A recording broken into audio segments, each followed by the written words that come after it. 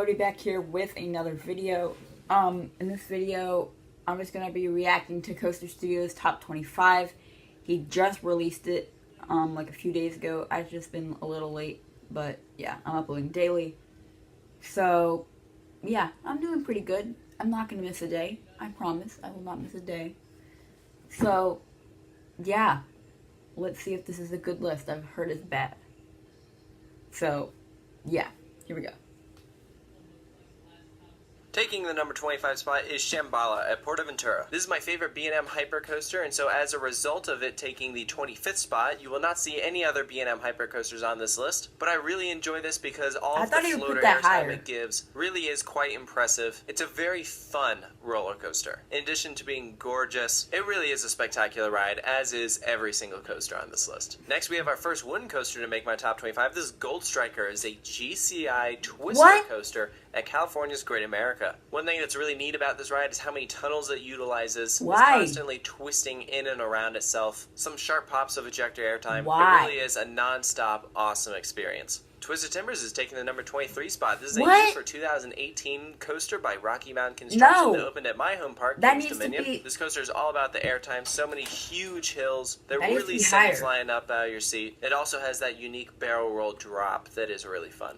At number 22 is a coaster that I think will surprise many people because this is X2 at Six Flags Magic Mountain. And really, my opinion of this ride has just changed so much over the past few years. The first time I rode it, I didn't like it, but the more and more I rode it, the more I realized how insane this ride is. Yes, it is not the smoothest, but man, this ride low-key freaks me out. It is so massive. The rotating seats is absolutely disorienting. It is madness. And when you have the music and the fire effects going, it just makes for a really surreal experience. This really is one of those rides that the more you ride it, I think the more you'll like it. And just barely missing out from the top 20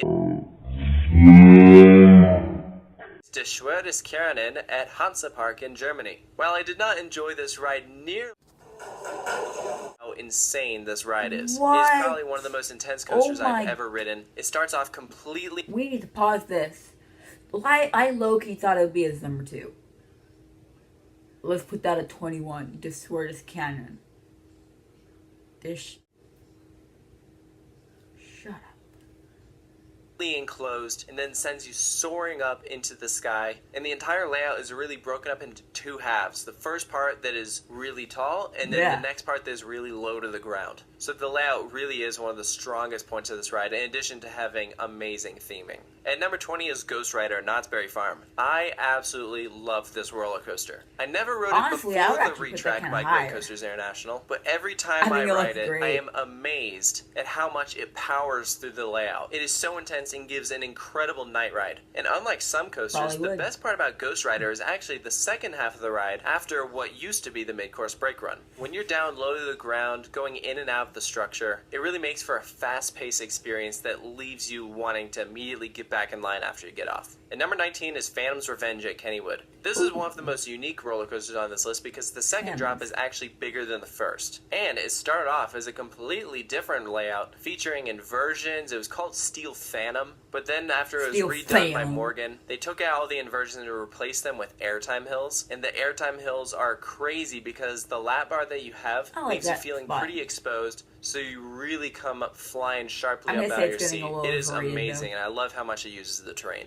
At number 18 is Mystic Timbers at Kings Island. This is my favorite coaster in the park, as well as my favorite coaster by GCI. As an out-and-back layout with some top-notch pacing, and every twist and turn really throws your body around. I think going in, people were underwhelmed with it just because of the hype with the shed, but once you look past that, the layout itself is absolutely amazing, and like Ghost Rider, it gives a fantastic night ride. At number 17 is Terran, probably the most themed ride on this list. The entire coaster is surrounded by rockwork, and because the layout is so twisty, you're constantly crossing over and under yourself. You don't know where you just came from and where you're about to go. Terran is all about the rapid transitions, which is why this is one of the most visually impressive coasters in the world. And number 16 is another Intamin Blitz coaster. This is Maverick at Cedar Is Point. This ride is definitely more soon, intense or is than it just Terran, not gonna but be has the some list? similarities in that this coaster also has a few launches. The second one being my favorite part of the ride, through tunnel, blasting you to the left. It also has a beyond vertical drop, which gives you some crazy air if you're in the back seat. And I love how small the trains are because that really allows the ride to fling you all over the place. And it used to be my favorite coaster at Cedar Point until another ride was built that we'll get to later. And number 15 is Twisted Colossus. And I used to have this ride in my top 10. However, more often than not, I don't get a dueling experience on this ride. When Twisted Colossus does duel, it is absolutely one of the greatest roller coasters in the world. And not dueling is still fun, but just doesn't have the same impact. And as I'm on it, I just find myself wondering, am I gonna duel this time? Or, darn, I'm so mad, I wish we were dueling. And so because of that, I find it a little frustrating, which is why I didn't put this ride higher up. But even when it doesn't duel, it's still really fun. And because of its layout, sending you around both times, it's one of the coolest experiences you can ever have. At 14 is Railblazer at California's Great America. This is the only Raptor coaster by RMC that I've ridden. There's another one down in San Antonio, but what I liked about Railblazer was really its pacing. I could not believe how fast you whip through some of these elements. And because it is a single rail coaster, all of those elements are taken sharply, slamming you from one direction to the other. And it's one of the few coasters that I don't care if they continue to clone them because it is absolutely phenomenal.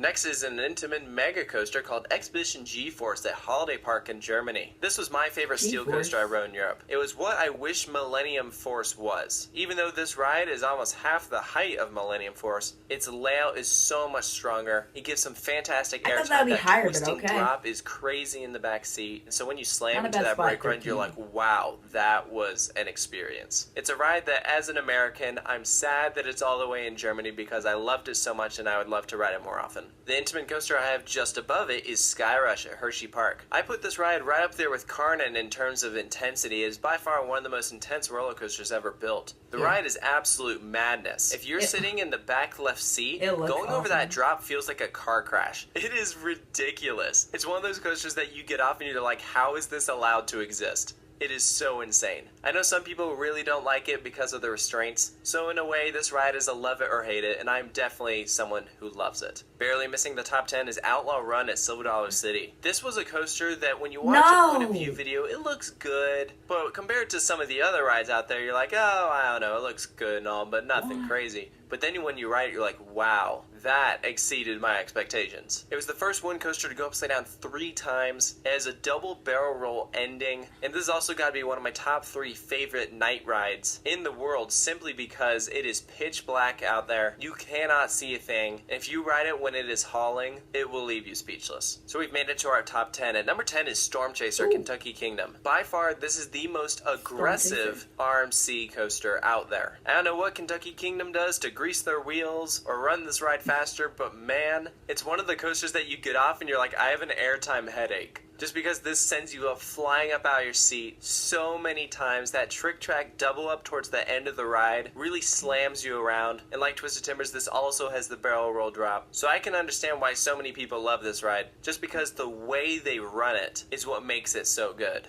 But at number 9 is Wicked Cyclone at Six Flags New England. Now, I haven't ridden this coaster since 2017, and I've heard that the ride at the moment is not running quite as good as it did then. But I'm just basing this off of the Wicked Cyclone that I rode back on my one visit I had to Six Flags New England, and I absolutely loved it. Some of these smaller RMC makeovers actually end up being better than the larger ones because it allows them to pack in more tighter elements. And if you look at Wicked Cyclone, how it weaves around the structure 3 laps around, so many various elements, it's an intense experience. It really exceeded my expectations. The next RMC on this list is Iron Rattler at Six Flags Fiesta, Texas. You can tell I really love RMC. It is my favorite manufacturer, which is why you see so many of these on this list. What I love about this one is how it interacts with the quarry wall. Towards the end of the ride, it dives off the quarry to go into a tunnel, and it is one of the craziest airtime experiences in the world. It also has a twisted first drop, really catches you off guard. It's not the longest ride in the world, but it is still so good.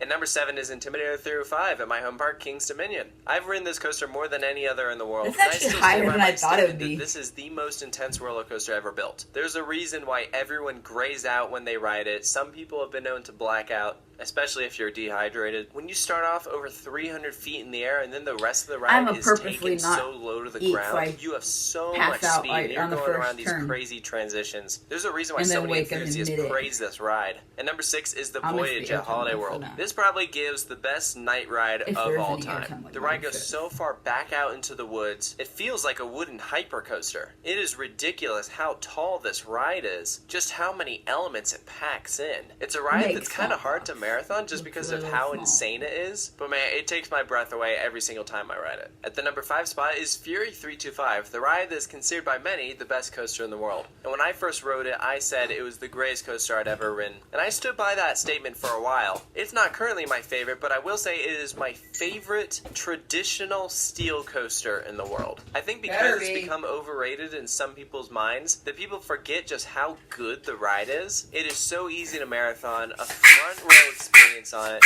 You hear that wind blaring in your ears, and in my opinion, I think it deserves all the praise it gets. At number 4 is a coaster that I have a soft spot for. I think it was one of the first coasters I rode that after I got off, I was shook. Like, it really just showed me how insane roller coasters can get. It's an intimate prefabricated roller coaster. It's super smooth, has some of the greatest airtime in the world, and while it does some of the similar things that you can find on roller coasters by RMC, to me there's just something about this ride that keeps me wanting to come back for more. Most of the time it's the reason why I want to make a trip up to Great Adventure. It's not when low, I do, I end up riding El Toro like a dozen times a whole day. It's an epic experience, which is why it takes the number 4 spot. So now we're at our top 3. Number 3 is the coaster that I said was my favorite roller coaster I rode in Europe. It's Wildfire at Kolmarden in Sweden. When I visited, I only had one day to do this coaster, and I loved it so much that I said I'm going to ride this as many times as I possibly can because I don't know when I'm going to get back here. And so I rode it 18 times in just a few hours. And even then, that wasn't enough. I still wanted to keep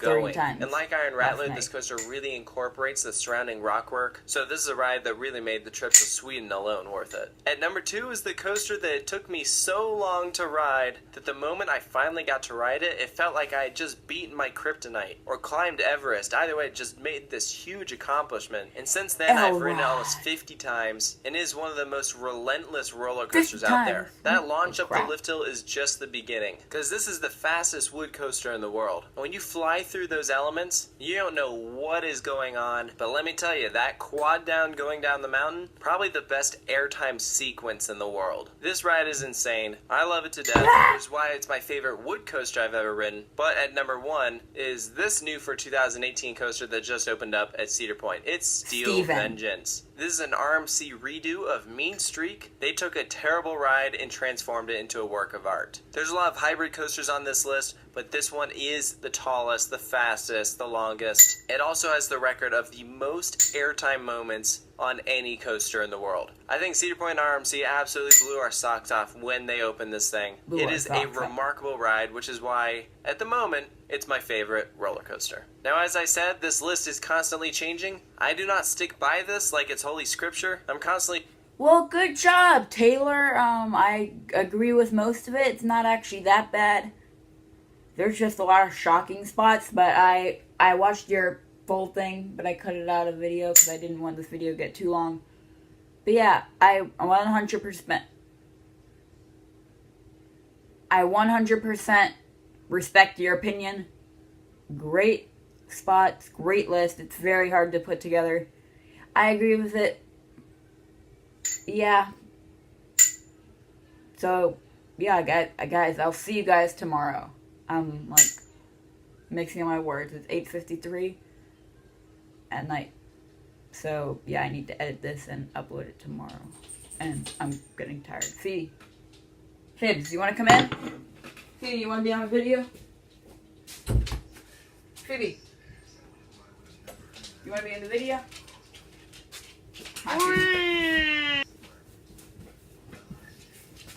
Oh, Fiona, you want to come in here too? Here. Come up here. Fiona, come up here. Come up here. She's being yeah. Alright, guys. Yeah. Alright, guys. See y'all tomorrow.